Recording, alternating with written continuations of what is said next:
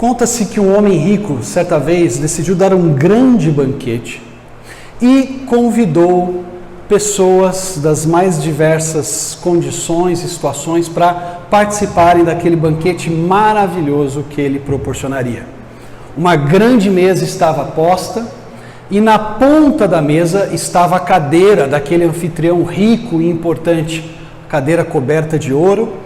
E enquanto o anfitrião ia resolver algumas coisas, os convidados chegavam e cada um deles se assentava de acordo com a sua importância aos olhos do anfitrião.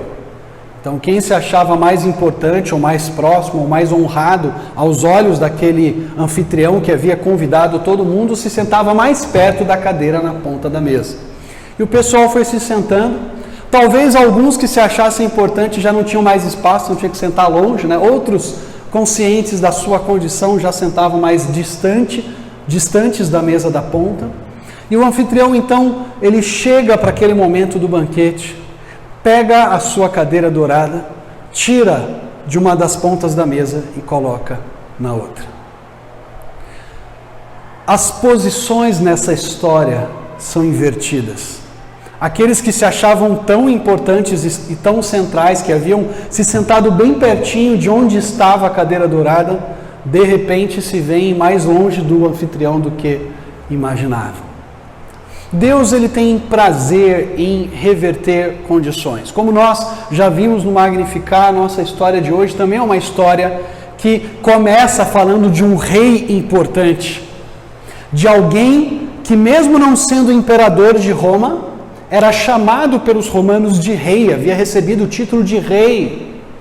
Mas à medida que nós lemos essa história, nós descobrimos que esse rei é apenas uma nota de rodapé na narrativa.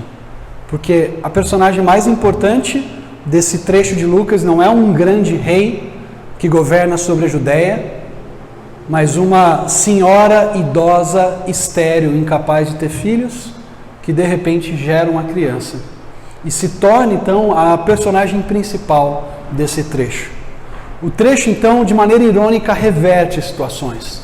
Não é Herodes o grande personagem, mas Isabel, esposa de Zacarias. Vamos abrir, então, Lucas, capítulo 1, versículos de 5 a 25. Lucas, capítulo 1, versículos 5 a 25. Eu vou começar lendo primeiro os versículos de 5 a 7, e depois eu vou lendo o restante aí de 8 a 25. Então, Lucas 1, começando pelos versículos de 5 a 7. Diz assim o texto bíblico: No tempo de Herodes, rei da Judéia, havia um sacerdote chamado Zacarias, que pertencia ao grupo sacerdotal de Abias. Isabel, sua mulher, também era descendente de Arão. Ambos eram justos aos olhos de Deus, obedecendo de modo irrepreensível a todos os mandamentos e preceitos do Senhor. Mas eles não tinham filhos, porque Isabel era estéril e ambos eram de idade avançada. O nosso texto, então, começa com uma nota histórica. Nós sabemos quando essa história ocorre, pelo menos temos uma dimensão dos prováveis anos em que essa história acontece, porque ela ocorre durante o reinado de Herodes o Grande sobre a Judéia. Herodes domina sobre a Judéia do ano 37 ao ano 4 a.C. E é muito provável que essa história ocorra no finalzinho do reinado de Herodes. Nós sabemos que o próprio Jesus nasce ainda durante o reinado desse rei, que era alguém bastante respeitado, era alguém que fez grandes projetos, construções na região da Judéia, inclusive foi responsável por reconstruir o segundo templo e fazer um templo mais glorioso e mais bonito. Herodes, então, gostava da fama de ser um benfeitor e gostava de ser respeitado pelos judeus, embora ele mesmo não fosse um judeu, fosse um idumeu, descendente de Esaú. Mas Herodes aparece nessa cena e ele já desaparece em seguida, porque o texto usa Herodes apenas para nos ajudar a situarmos a passagem. Então, Lucas conta para nós, narra para nós a história de um casal. E esse casal tem algumas características bem interessantes. Eles já não são tão novos assim. O versículo 7 diz para nós que eles já eram de idade avançada. Ambos vinham de famílias sacerdotais. O versículo 5 diz para nós que Zacarias pertencia ao turno sacerdotal de Abias, ao passo que Isabel, a sua mulher, também era descendente de Arão. Então é um casal descendente da família ou do clã sacerdotal. Ambos são descendentes de Arão. E a história começa a se desenrolar com um casal que é bastante semelhante ao que nós conhecemos da história do Antigo Testamento. Afinal de contas, assim como Abraão e Sara, Zacarias e Isabel têm idade avançada. E assim como Abraão e Sara, Zacarias e Isabel não podem ter filhos, porque Isabel é estéril. A narrativa então começa com um casal na aurora da redenção, ou do clímax da redenção, que seria a vinda de Cristo, que se assemelha muito com os patriarcas de Israel, que se assemelha muito com Abraão e com Sara. Mas o que chama a nossa atenção, o que é curioso nessa passagem, é porque, embora o Antigo Testamento, especialmente Deuteronômio 28, dissesse que a obediência em Israel culminaria em fertilidade, em capacidade de gerar filhos, Isabel e Zacarias não têm filhos não porque eles sejam pessoas ímpias. Isabel e Zacarias não são capazes de gerar uma criança não porque eles deram as costas para o Senhor. O texto dá alguns detalhes importantes sobre o caráter desse casal. Veja, versículo 6.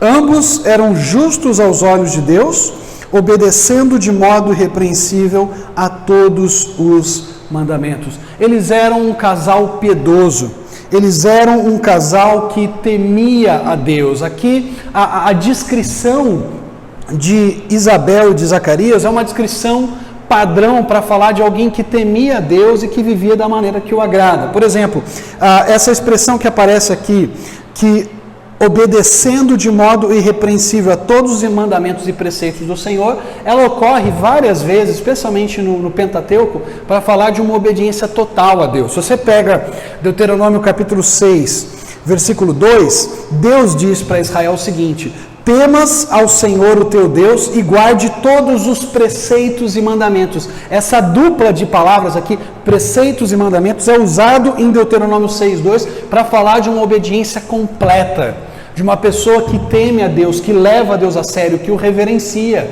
E Zacarias e Isabel são identificados aqui como um casal que teme o Senhor e que obedece todos os seus preceitos e todos os seus mandamentos.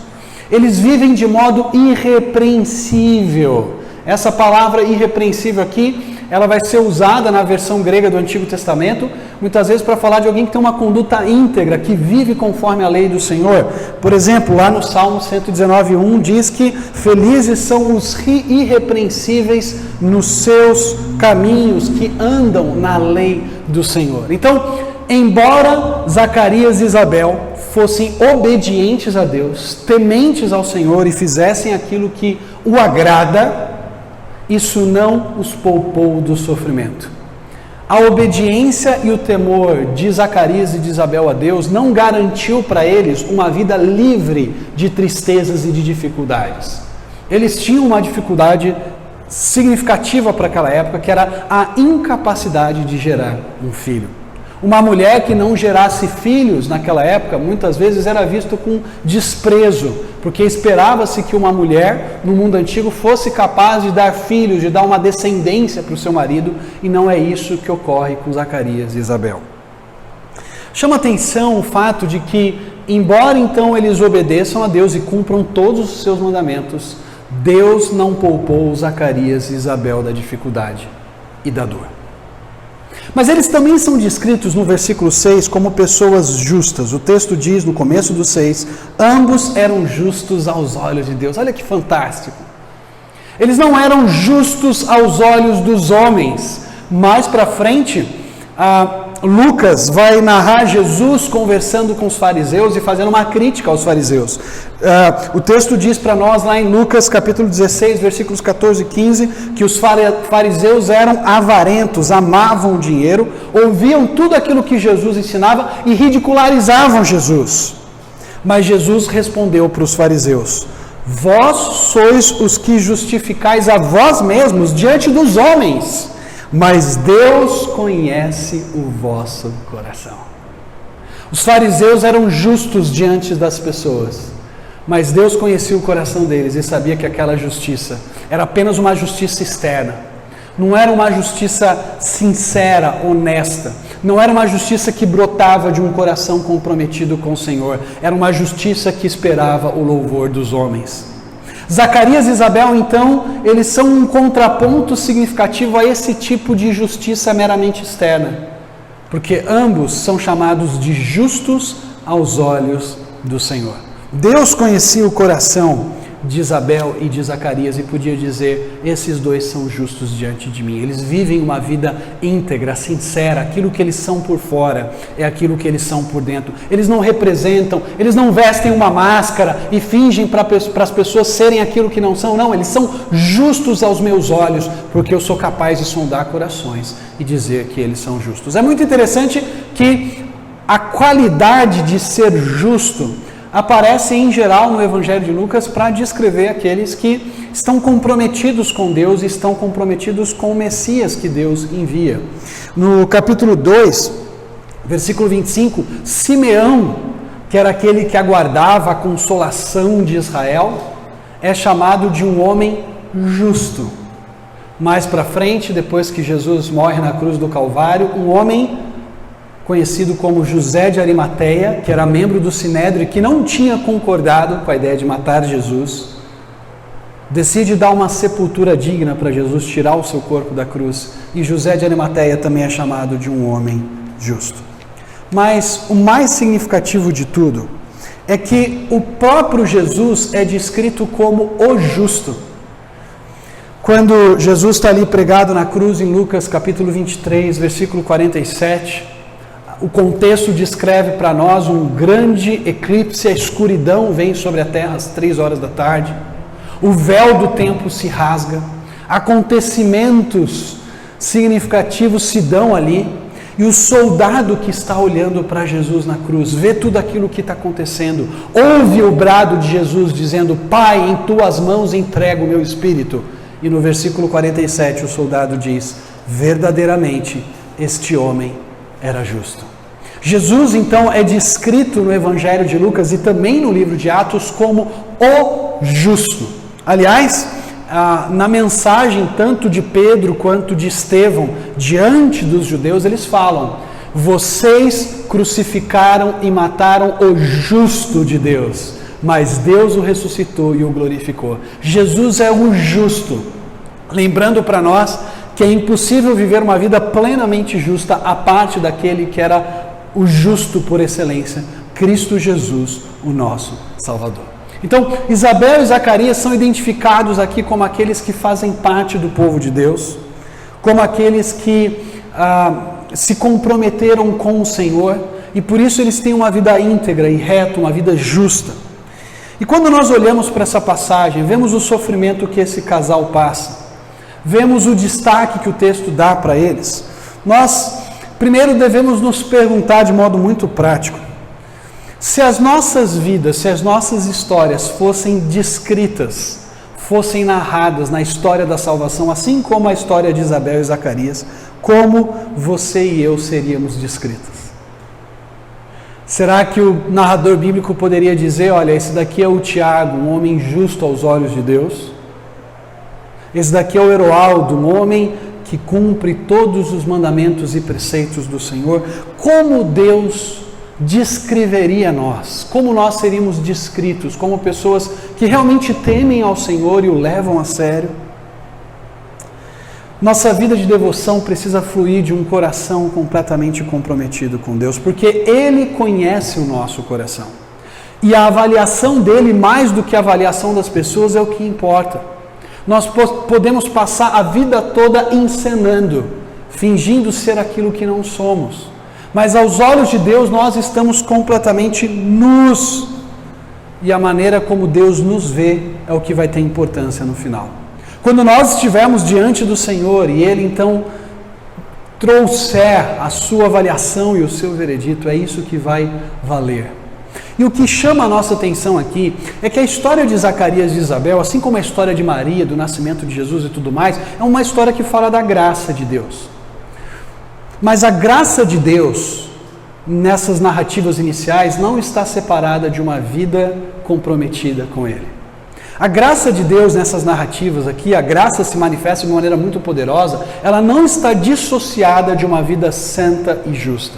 Porque, como o apóstolo Paulo vai dizer em Tito capítulo 2, versículos 11 e 12, a graça de Deus se manifestou salvador a todos os homens, ensinando-nos a renegar a impiedade e as paixões mundanas para vivermos no presente século de maneira sensata, justa e piedosa. A graça de Deus não está dissociada da justiça de Deus. A graça que alcança, a graça que salva, a graça que transforma, é uma graça que nos capacita a vivermos uma vida reta perante dele. Uma vida de justiça, em Lucas Atos também, é uma vida que não está separada da justiça de Jesus. Se você quer viver uma vida justa aos olhos de Deus, você precisa começar com o Filho de Deus, que é plenamente justo. É impossível andar em justiça sem primeiro se apropriar da justiça daquele que foi pregado na cruz do Calvário. É impossível andar em integridade sem primeiro se apropriar da integridade daquele que os homens mataram e crucificaram. Mas aquele a quem Deus declarou o seu Filho de Deus perfeito, justo e inculpável, capaz de nos dar salvação, capaz de nos dar vida. A justiça, então, que nós encontramos aqui manifesta em Isabel e Zacarias, vai se manifestar de forma plena em Jesus. E Lucas, então, vai mostrar para nós, sem Jesus, sem a justiça perfeita de Cristo, é impossível vivermos uma vida também justa perante Deus. Para ser justos aos olhos de Deus, é necessário, antes de tudo, se apropriar da justiça perfeita do Filho de Deus, Cristo Jesus. Mas essa passagem também nos ensina que Deus muitas vezes permite dificuldades na nossa vida. Deus permite adversidades, para usar essas adversidades como palco para demonstrar a sua glória e a sua salvação. Nós apenas lemos os 3 primeiros versículos da nossa passagem. E esses 3 primeiros versículos, então, preparam a cena para aquilo que virá adiante. Para a salvação, para o milagre, para a ação poderosa de Deus na vida de Zacarias e de Isabel. Dando a eles o filho que prepararia o caminho do Salvador. Se Deus permite o sofrimento nas nossas vidas, queridos, é porque Ele quer que esse sofrimento realce ainda mais a graça que um dia Ele vai manifestar de forma plena a nós. Seja nessa vida, seja na vida por vir. Talvez a gente não tenha a resposta para todo o sofrimento, e certamente não teremos a resposta para todos os sofrimentos e dificuldades que enfrentamos nessa vida. Mas nós sabemos que quando vir novos céus e nova terra, aquele sofrimento que estamos passando agora, vai apenas realçar a glória maravilhosa e a graça que experimentaremos com Deus para sempre, na eternidade. Uma vida íntegra não é uma vida sem sofrimento e sem dificuldade, mas uma vida de dificuldade e de sofrimento deveria nos tornar pessoas mais dependentes de Deus. É claro que a nossa resposta a isso é que vai implicar se seremos mais dependentes de Deus ou se seremos pessoas amarguradas. Isabel podia ser uma mulher amargurada. Isabel podia ser uma mulher que vivia reclamando e se queixando da sua condição de uma mulher estéril, incapaz de gerar crianças. Mas o que nós encontramos aqui nesse texto não é o retrato de uma mulher amargurada e murmuradora. O que nós encontramos nesse texto é o retrato de uma mulher piedosa, que é justa aos olhos de Deus e que cumpre tudo aquilo que Deus havia revelado na sua palavra. Mas essa passagem continua, e aí a história vai ficando mais emocionante. Veja, a partir do versículo 8, eu quero ler com vocês aqui, do 8 até o 20, primeiramente. Diz assim: certa vez, estando de serviço seu grupo, Zacarias estava servindo como sacerdote diante de Deus. E ele foi escolhido por sorteio de acordo com o costume do sacerdócio para entrar no santuário do Senhor e oferecer incenso. Chegando a hora de oferecer incenso, o povo todo estava orando do lado de fora. Então, nós somos informados nesse texto que a família sacerdotal de Zacarias, lembra que ele era descendente de Abias, era um dos clãs sacerdotais. Havia no total 24 clãs, eles se revezavam, cada semana um grupo de sacerdotes, uma família de sacerdotes, ficava responsável por cuidar ali do templo, por oferecer o incenso, por cuidar dos sacrifícios, e aquela era a semana de trabalho de Zacarias e do seu clã. O clã de Abias estava servindo ali. Zacarias então entra para oferecer um incenso. A gente tem que lembrar que o altar de incenso ficava no lugar santo, e o incenso era oferecido uma vez pela manhã e outra vez no final da tarde. O altar de incenso então não ficava no Santo dos Santos, ficava no meio ali, entre o pátio onde todo o povo estava lá fora esperando Zacarias oferecer aquele incenso, e o Santo dos Santos, que era o lugar mais adentro do templo, aquele lugar onde só o sumo sacerdote entrava uma vez no ano. Então Zacarias estava no meio ali dos dois, estava no lugar santo, não no Santo dos Santos, oferecendo o incenso, cumprindo o seu papel como sacerdote, provavelmente também intercedendo e orando pelo povo, e de repente ele tem uma surpresa. Nos versículos 11 e 12 o texto diz para nós: então um anjo do Senhor apareceu a Zacarias à direita do altar do incenso. Quando Zacarias o viu, perturbou-se e foi dominado pelo medo. No versículo 13 o anjo diz: não tenha medo, Zacarias, sua oração foi ouvida. Isabel, sua mulher, lhe dará um filho, e você lhe dará o nome de João. Zacarias tem um encontro com um ser angelical. E esse ser enviado por Deus para trazer aquela mensagem de Zacarias diz: Zacarias, a sua oração foi ouvida. Nós não sabemos exatamente qual que era o conteúdo da oração de Zacarias. Não sabemos sequer se ele estava orando de fato por um filho. Pode ser que ele estivesse orando pelo seu povo como sacerdote, intercedendo pelo perdão dos pecados do seu povo, como ele tinha que fazer como sacerdote. Logo depois que ele oficiasse aqui o seu serviço no templo, ele sairia para se encontrar com o povo e dar a bênção sacerdotal sobre o povo. O Senhor te abençoe e te guarde, faça resplandecer sobre ti o seu rosto. E talvez quando o anjo diz assim, o Senhor ouviu a sua oração, o anjo está dizendo, a sua oração para que Deus perdoasse os pecados do povo foi ouvida. Deus está preparando o precursor do Messias. E você, Isabel, serão pais daquele que vai anunciar o caminho da salvação, daquele que vai à frente preparando o coração do povo. E o anjo então começa a descrever como esse menino seria, o que ele faria. Vejam os versículos 14 a 17. Ele será motivo de prazer e de alegria para você, e muitos se alegrarão por causa do nascimento, pois será grande aos olhos do Senhor. Ele nunca tomará vinho nem bebida fermentada, ele será cheio do Espírito Santo desde antes do seu nascimento. Fará retornar muitos dentre o povo de Israel ao Senhor, o seu Deus, e irá adiante do Senhor no espírito e no poder de Elias, para fazer voltar o coração dos pais a seus filhos e os desobedientes à sabedoria dos justos, para deixar um povo preparado para o Senhor. O seu filho é o cumprimento das promessas, por exemplo, de Malaquias, capítulo 4, versículos 4 a 6. O seu filho virá no poder de Elias. Malaquias havia falado de Elias que viria e que tornaria o coração dos pais aos filhos e o coração dos filhos aos pais e converteria o coração do povo ao Senhor. E o anjo diz, o seu filho está inaugurando o cumprimento dessa promessa. Ele vai à frente do próprio Senhor. Veja, o texto não diz para nós, ele vai à frente do Messias.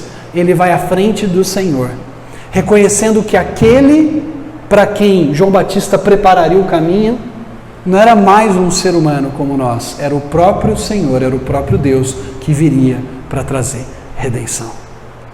Esse menino lembra muito a descrição dele de personagens do Antigo Testamento. O anjo fala de Elias.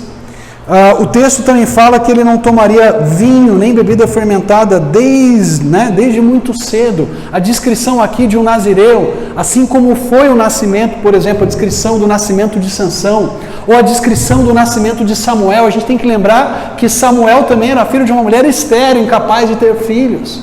E ela se compromete com o Senhor de não dar bebida alcoólica para o seu filho. E a descrição que nós temos aqui é muito parecida com aquela descrição desses grandes homens do passado, fosse Sansão, fosse Samuel. Sansão pelo seu incrível poder, e Samuel por ser o homem de caráter que preparou o povo para o rei. Né? Enquanto Samuel preparou Israel para a vinda do rei, fazendo a transição entre o período dos juízes e o período da monarquia, e ele unge não apenas Saul, mas ele também unge Davi, João Batista também prepararia o coração do povo para a chegada do descendente de Davi, que não seria mais um rei em Israel, mas seria o rei por excelência que traria salvação.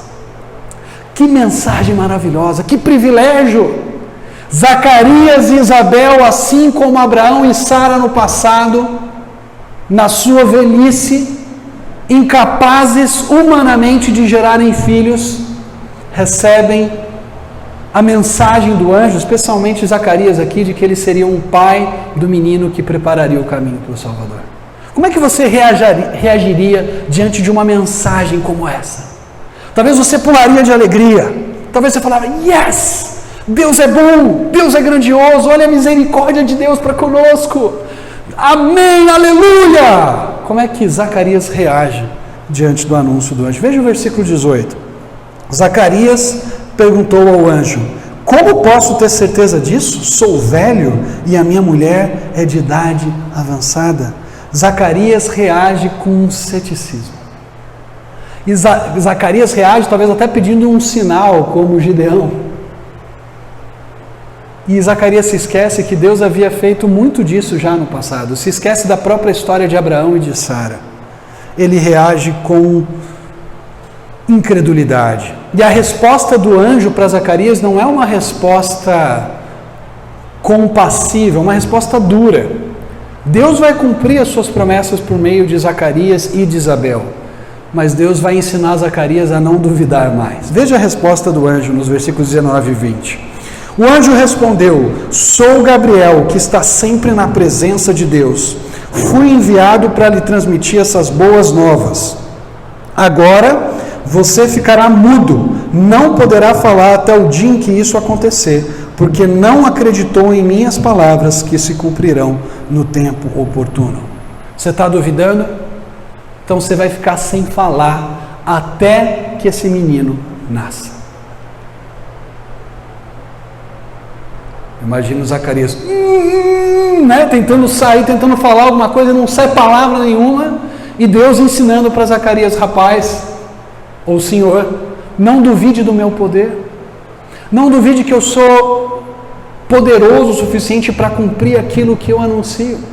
E o anjo então, de certa forma, ensina a Zacarias que ele deveria estar pronto para confiar na promessa que Deus havia feito. Afinal de contas, como um sacerdote experiente, ele deveria conhecer bem a história da salvação, ele deveria conhecer bem as Escrituras. Era esse um dos papéis do sacerdote, ensinar a Escritura ao povo.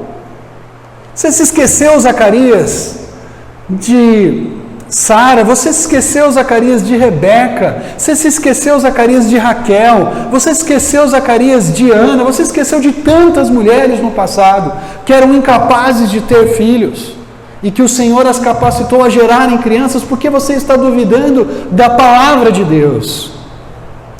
Interessante que o John Stott, num dos seus livros, cuja tradução seria O Cristão Contemporâneo, ele diz algo bastante significativo que tem a ver com aquilo que nós encontramos nessa cena aqui de Deus trabalhando no coração de Zacarias para confiar na palavra dele. John Stott diz, submissão à autoridade das Escrituras é o caminho da humildade cristã pessoal. Um elemento essencial na humildade cristã é o desejo de ouvir e de receber a palavra de Deus. Talvez a maior de todas as necessidades seja novamente tomar de forma humilde, calma e cheia de expectativa nosso lugar aos pés de Jesus Cristo, a fim de escutar atentamente a sua palavra, de crer no que ela diz e de obedecer ao que ela manda. Deus nos chama nessa manhã, com a história de Zacarias, a nos aproximarmos da palavra de Deus com confiança e não com ceticismo. Mas o ceticismo de Zacarias é vencido pela confiança humilde de Isabel no poder e na ação do Senhor. Veja os versículos 21 a 25. Enquanto isso, o povo esperava por Zacarias, estranhando sua demora no santuário. Quando saiu, não conseguia falar nada. O povo percebeu então que ele tivera uma visão no santuário. Zacarias fazia sinais para eles, mas permanecia mudo. Quando se completou o seu período de serviço, ele voltou para casa. Depois disso, Isabel, sua mulher, engravidou e durante 5 meses não saiu de casa. E ela dizia: isto é obra do Senhor. Agora ele olhou para mim favoravelmente para desfazer a minha humilhação perante o povo. A incredulidade e ceticismo de Zacarias é superado pela confiança de Isabel no Deus que cumpre as suas promessas. Zacarias retorna mudo para casa. Aliás, ele não consegue nem dar a bênção sacerdotal quando sai do templo, porque ele não consegue falar. Mas ele chega em casa, demonstra o seu amor pela sua esposa, não com palavras, gera uma criança. Isabel concebe um filho, ela experimenta a verdade do Salmo 113, em que Deus torna estéril mãe de filhos. Mas Isabel, em vez de falar que a sua vitória tinha sabor de mel, que Deus a fez vencedora diante dos seus inimigos, de se gabar e dizer: olha só, eu com essa idade consegui ter uma criança, ela não faz isso. A declaração, a primeira palavra que nós escutamos aqui, a primeira frase que nós escutamos Isabel dizendo é: isto é obra do Senhor. Não fui eu que realizei isso. Não é a minha capacidade natural de gerar crianças, porque eu nunca gerei uma. Não é porque eu sou uma mulher nova, fértil, capaz de gerar filhos, não. É porque o Senhor agiu no meu ventre para que eu gerasse uma criança que preparará o caminho para o Salvador. Isabel reage com a humildade e as palavras de Isabel ecoam as palavras de uma outra matriarca na história de Israel. Quando Isabel diz no finalzinho do versículo 25: Deus olhou para mim favoravelmente para desfazer a minha humilhação perante o povo. Isabel está ecoando aqui as mesmas palavras de Raquel, quando gerou a primeira criança, quando gerou José, dando o primeiro filho dela para Jacó.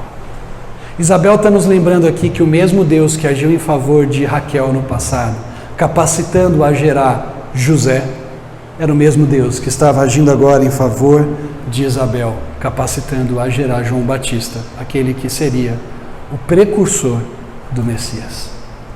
O que essa segunda parte da passagem nos ensina é que Deus age em favor daqueles que dependem completamente dele. Deus é um Deus que se preocupa com aqueles que são humildes e contritos de coração. Assim como nós lemos hoje no começo do nosso culto, Deus é esse Deus exaltado que olha para os pequeninos. Deus é esse Deus grandioso que nos chama nessa manhã a exercitar a mesma confiança e dependência de Isabel nele. A olharmos para Deus não como um espectador da história, que fica parado olhando para os desastres desse mundo, mas olhar para o nosso Deus como aquele que controla a história, como aquele que dirige a história, como aquele que usa os eventos mais inusitáveis, inacreditáveis, inesperados, para realizar a sua salvação e para concretizar o seu plano na história da salvação e da redenção de que tanto participamos e que celebramos nesse período do Natal. Nós devemos reconhecer, assim como Isabel, que todo o sucesso e vitória que temos na nossa vida não ocorre porque somos estudantes inteligentes, profissionais eficientes, líderes brilhantes, pessoas muito capazes de se relacionar com os outros. Não, tudo que temos nessa vida é consequência da graça de Deus em nosso favor. Não somos nós, não a nós, Senhor, não a nós, mas ao Teu nome rendemos glória por Teu amor e por Tua fidelidade.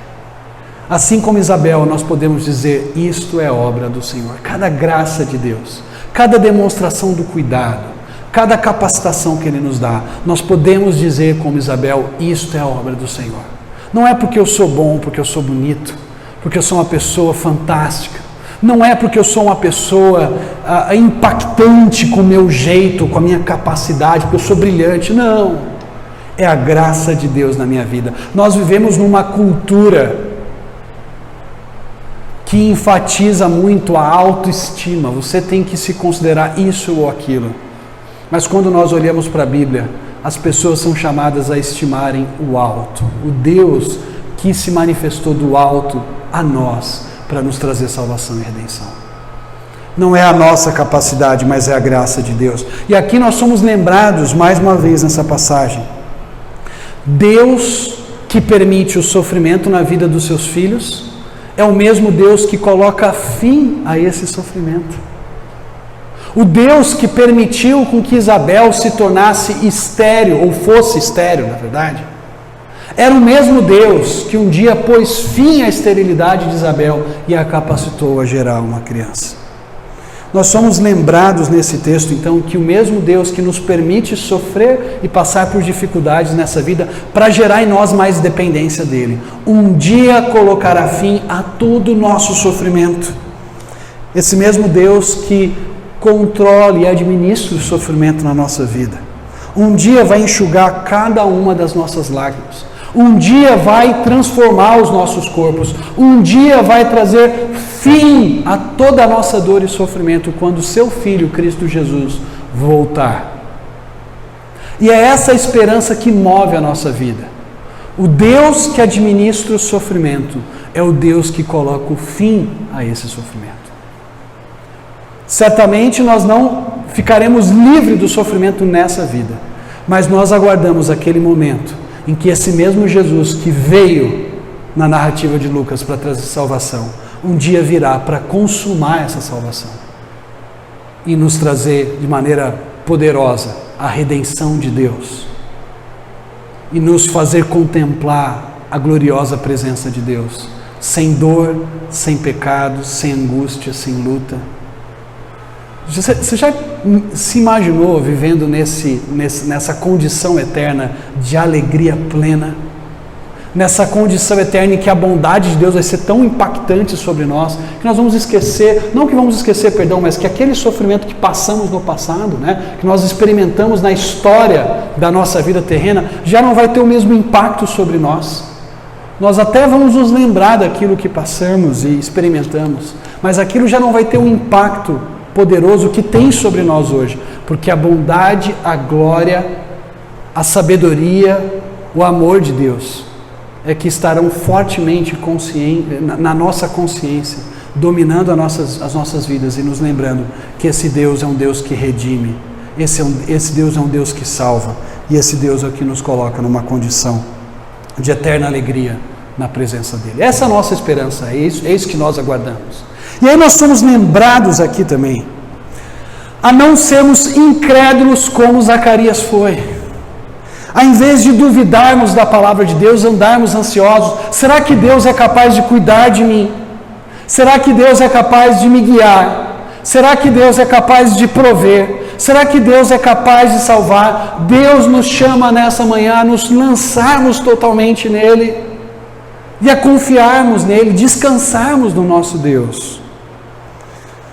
Conta-se que Martinho Lutero certa vez encontrou grande consolo e inspiração olhando para um dos seus filhos, também chamado Martinho,